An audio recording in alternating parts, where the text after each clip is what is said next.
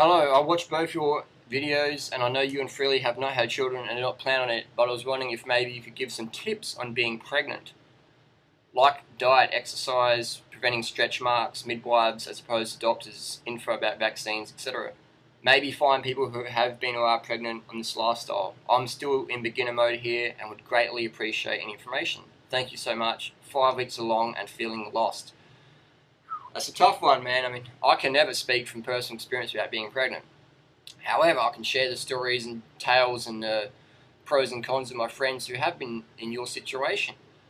I've got friends who wanted to have children and then they set their life up to accommodate that. And I've got friends who didn't want to have children and their life changed, but they couldn't really do anything about it. Because once you have kids, your life changes forever. And that could be a good thing or it could be a not so good thing. I don't want to have children. I had a vasectomy 5, 6 years ago, 2005. So, why did I do that? I don't want to have children in this world. For me, I find it hard enough just doing my thing without children.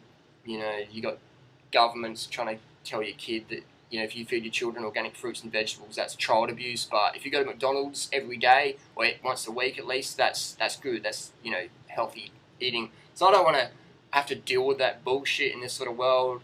If I want to have children later on, I can just hang out in Cambodia, like,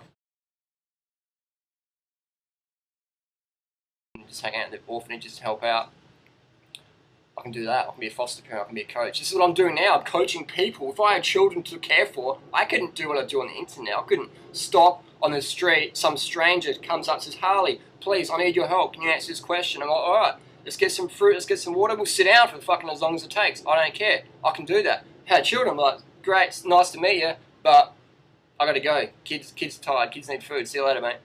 So that's why I live this lifestyle, and that's not a judge on anyone else. That's just my trip. I set my life up for how I enjoy it. So having children for me, no way. My friends that have children, they love it. The ones who wanted to have kids and they set themselves up and they got a good partner, supportive family, supportive environment, and they just set themselves up to win. So my opinion on the authorities of people I'd recommend for raw food children, I mean, there's plenty of vegan parents out there. Just look up in the forums, raw food, probably Ann Osborne or Karen Ramsey. They're people who are approachable. There's more out there, but a lot of people sort of go into hiding because they don't want the government bullshit chasing them down. But I know Karen Ramsey, all the kids are grown up, so she's a great resource to contact. She's got a good book out there, Karen Ramsey, Ranzi, I think. So that, yeah, check out Karen's book on raising children on a healthy lifestyle. What other questions do you have? Diet's going to be the same, 80-10-10, high calorie, high carb, low fat, raw, plant food, vegan.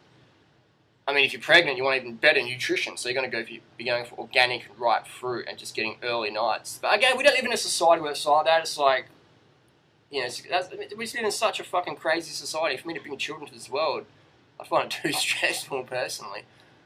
But if you're pregnant, you have to do extra about your diet, and just everything has to be fucking awesome because you're bringing a child into the world. Your responsibility just goes up a million times. Exercise, you want to be training smarter versus harder. You don't want to be going crazy, just walking and just, you know, look up other exercise tips for pregnant women on the internet. Nothing crazy, nothing that's going to dehydrate you or really smash you out.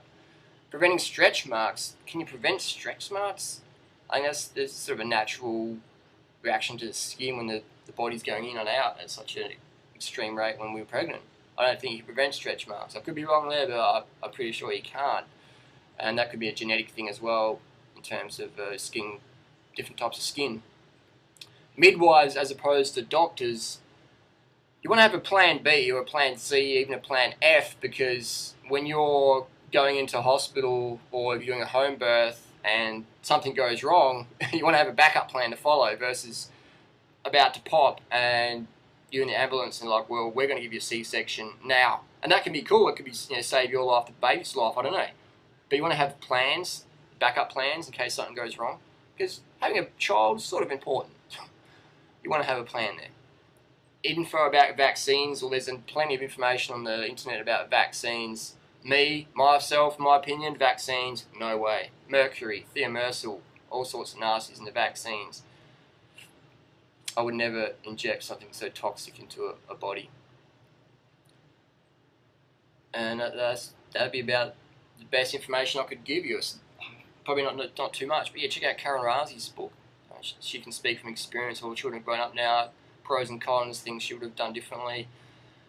I definitely would keep it on the lowdown, unless you want the government knocking on your door and go, wow, your children hasn't been to McDonald's lately, we've checked the surveillance system, the CCTV, and your child's got a McDonald's deficiency. Well, that's really illegal, so we're going to have to do something about that. So I'd keep it on the lowdown. I wouldn't tell friends, I wouldn't tell family, because a lot of people just got this little ego trip where they're like, well, fuck, you're raising your child healthier than my child. And I disagree with that, so I'm going to bring up child welfare services and dob you in, even though that's not the direct line of speech, that's what they're thinking. So you get a lot of ego with other parents, competition, like, oh, your kid's eating better than my kid, that's fucking, I don't like that. It makes me look inferior, because I really am, because I don't give a fuck about my kid. I'm just going to feed him any shit that's cheap. So I'd keep it on the lowdown.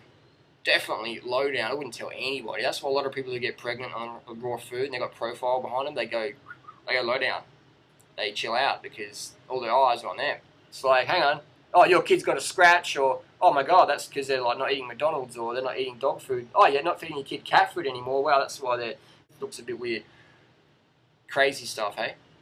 So I'd keep on the lowdown, and that's all I could really recommend. Keep on the lowdown, take advice, people getting results you desire, and get a lot of sleep. Because last time I checked, my parent friends, they say it's about 5 years of sleep deprivation. So get to sleep now while you can, get the early nights now while you can. Shift your lifestyle now while you can, because when a kid's screaming and grabbing at your leg, you got different priorities then. That's about it.